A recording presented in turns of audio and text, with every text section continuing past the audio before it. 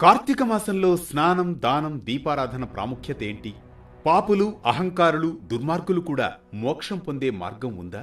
అలాంటి మహిమను జనకునికి వశిష్ఠ మహర్షి ఏ కథ ద్వారా వివరించాడు?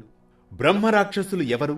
వారు విముక్తి పొందిన విధానమేంటో తెలిపే కార్తీక మాసంలో భాగంగా వేటు న్యూస్ అనగనగా అందిస్తున్న 3వ అధ్యాయంలోని నేటి కథనమే కార్తీక మాస మాహాత్మ్యం, తత్వనిష్ఠుని కరుణతో బ్రహ్మరాక్షసులకు మోక్షం.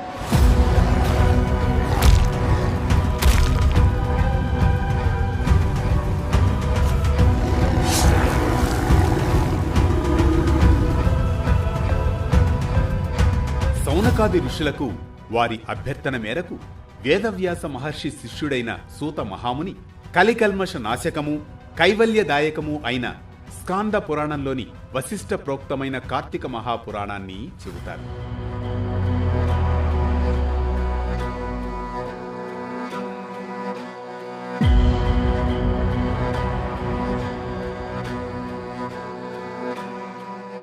అనగనగా పూర్వం సిద్ధాశ్రమంలో జరుగుతున్న యాగానికి అవసరమైన ద్రవ్యాల కోసమని వశిష్ఠ మహర్షి జనక మహారాజు ఇంటికి వెళతాడు. జనకునిచే మర్యాదలందుకున్న వశిష్ఠునితో జనకుడు, బ్రహ్మర్షి, ఈ కార్తీక మాసం గురించి నీవు చెప్పిన ప్రతి మాట నా హృదయాన్ని తాకుతోంది. కాని నిజంగా స్నానం, దానం, దీపారాధనంతో మోక్షం లభిస్తుందా అనగానే, రాజా, నీ సందేహం సహజం. ఈ మాసంలో చేసిన చిన్న పుణ్యకార్యం కూడా అక్షయ ఫలాన్నిస్తుంది. విరమించినవాడు 100 జన్మలు సునకయోనిలో పుడతాడు. పౌర్ణమ్యాం కార్తికే మాసి స్నానాందీస్తునాచరన్ కోటి జన్మసు చండాలయోనో సంజాయతో నృప క్రమాజ్యోనౌ సముచ్చన్యో భవతి బ్రహ్మరాక్షసః అత్రైవోదాహరంతి మామితిహాసం పురాతనం. కార్తీక పౌర్ణమి నాడు స్నాన, దాన, జపోపవాసాలలో ఏ ఒక్కటి కూడా ఆచరించని వాళ్లు కోటి పర్యాయాలు చండాలపు యోనులలో జన్మించి తుదకు బ్రహ్మరాక్షసులుగా పరిణమిస్తారు. భయానకం గురువర్య. ఇంతటి ఫలప్రదమైన అంశానికి నిదర్శనం ఏదైనా ఉందా అనగానే వశిష్ఠుడు, ఉంది రాజా, ఒక పురాతన గాథను విను. తత్వనిష్ఠుడు అనే బ్రాహ్మణుడు ఆంధ్రదేశంలో ఉండేవాడు. జ్ఞాననిధి, దయామూర్తి, తీర్థయాత్రా ప్రియుడు అతడు. ఒకసారి గోదావరి తీరాన చేరగా అక్కడ మర్రి చెట్టు మీద 3 భయంకర బ్రహ్మరాక్షసులు కనిపిస్తారు. వారు కారునలుపు కాయఛాయ గలవాళ్లు, ఎండిన డొక్కలు, ఎర్రని నేత్రములు, గడ్డములు కలవాళ్లు, గుచ్చబడిన ఇనుపతీగలకు మల్లే మిక్కిలి నిక్కి ఉన్న తల వెంట్రుకలతో, వికృత వదనార విందాలతో, కత్తులు, కపాలాలు ధరించి సర్వజీవ భయంకరులుగా ఉన్న 3 బ్రహ్మరాక్షసులను చూస్తాడు ఆ బ్రాహ్మణుడు. ఆ రాక్షసుల వలన భయము చేత ఆ మర్రి చెట్టు నలువైపులా కూడా 12 మైళ్ల దూరంలో ఎక్కడా ప్రాణి సంచారం ఉండేది కాదు. అటువంటి భయంకర స్వరూపులైన ఆ రాక్షసులను అల్లంత దూరం నుంచే చూసిన తత్వనిష్ఠుడు భయపడిపోతాడు. దానితో పాటు ఆ రాక్షసులు కూడా తనను చూస్తూ ఉండడంతో మరింత భయపడిపోతాడు. శోకాకుల చిత్తంతో శ్రీహరిని స్మరిస్తాడు. త్రాహి దేవేశ లోకేశ త్రాహి నారాయణ వ్యయ సమస్త భయ విద్వంసిన్ త్రాహిమాం శరణాగతం వ్యాసం పశ్యామి దేవేశ తత్వోహం జగదీశ్వర. అంటే దేవతలకు, లోకాలకు కూడా యజమాని అయిన వాడా నారాయణ, అవ్యయ, నన్ను కాపాడు. అన్ని రకాల భయాలను అంతం చేసేవాడా, నిన్నే శరణు కోరుతున్నా, నన్ను రక్షించు. ఓ జగదీశ్వర, నువ్వు తప్ప ఇంకొక దిక్కు ఎరుగనివాడను, నన్ను కాపాడు, నన్ను రక్షించు తండ్రి అని ఎలుగెత్తి స్మరిస్తూ రాక్షస భయంతో అక్కడ నుంచి పారిపోతాడు. ఆ విప్రుణ్ణి పట్టి చంపాలనే ఆ రాక్షస త్రయం అంటే 3 రాక్షసులు వెనుకనే పరిగెత్తుతారు. కాని ఆ బ్రహ్మరాక్షసులు ఆ విప్రునికి చేరువవుతున్న కొద్దీ సాత్వికమైన విప్ర తేజస్సు కంటపడడం వలన, తెరపి లేకుండా అతనిచే స్మరించబడుతూ ఉన్న హరినామం చెవులబడుట వల్ల వెంటనే వారికి జ్ఞానోదయమవుతుంది. దీంతో ఆ బ్రహ్మరాక్షసులు 3 ఎదురుగా చేరుకొని దండ ప్రణామాలర్పిస్తారు. అతనికి తన వలన కీడు కలగబోదని నమ్మబలుకుతారు. ఓ విప్రోత్తమ, నీ దర్శనంతో మా పాపాలు నశించిపోయాయి అని నమస్కరించి వినయంతో కుదుటపడతారు. అప్పుడు తత్వనిష్ఠుడు, మీరు ఎవరు? చెయ్యరాని పనులు ఏవి చేయడం వలన ఇలా అయిపోయారు? మీ మాటలు వింటుంటే బుద్ధిమంతుల్లా ఉన్నారు. మరి ఈ వికృత రూపాలు ఏమిటి? నాకు వివరంగా చెప్పండి అనగానే, ఓ విప్రోత్తమ, నేను ద్రావిడుడను. గత జన్మలలో నేను బ్రాహ్మణుడై కూడా దోషకార్యాలను చేశాను. బ్రాహ్మణ ధనాన్ని అపహరించాను. అందుకే నరకానికి వెళ్లి ఇప్పుడు రాక్షసుడిగా మారాను.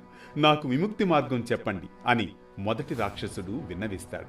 తర్వాత రెండవ రాక్షసుడు బాధతో, ఓ విప్రోత్తమ, నేను నా తల్లిదండ్రుల్ని దూషించాను, భోజనం పెట్టక స్వార్థజీవిగా మారాను, నరకయాతనల్ని అనుభవించాను, ఇక్కడికి వచ్చాను అంటాడు.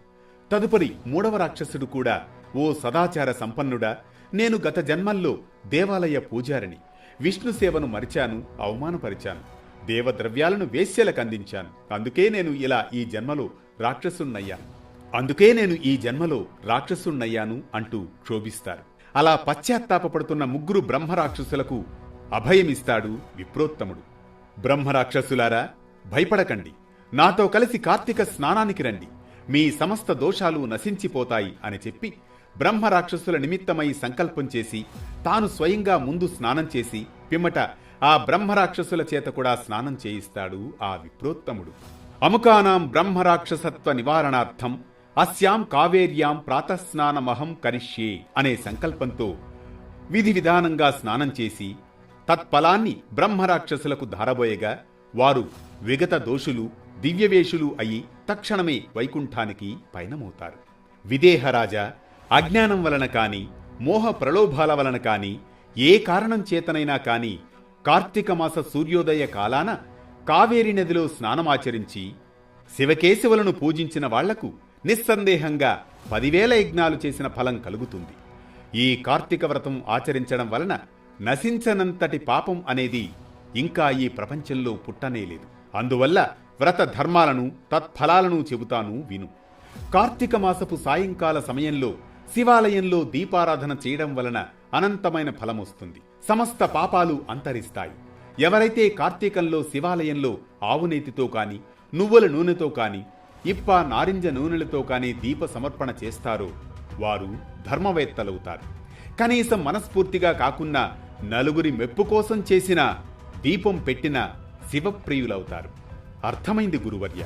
కార్తీక మాసం భక్తికి మాసం, పాపనాశనానికి మార్గం, ధన్యోస్మి అంటూ జనకుడు వశిష్ఠునికి ప్రణమిల్లుతాడు. ఇది కార్తీక మహాపురాణం. కార్తీక స్నాన మహాత్మ్యం, తత్వనిష్ఠుని కరుణతో బ్రహ్మరాక్షసులకు మోక్షం.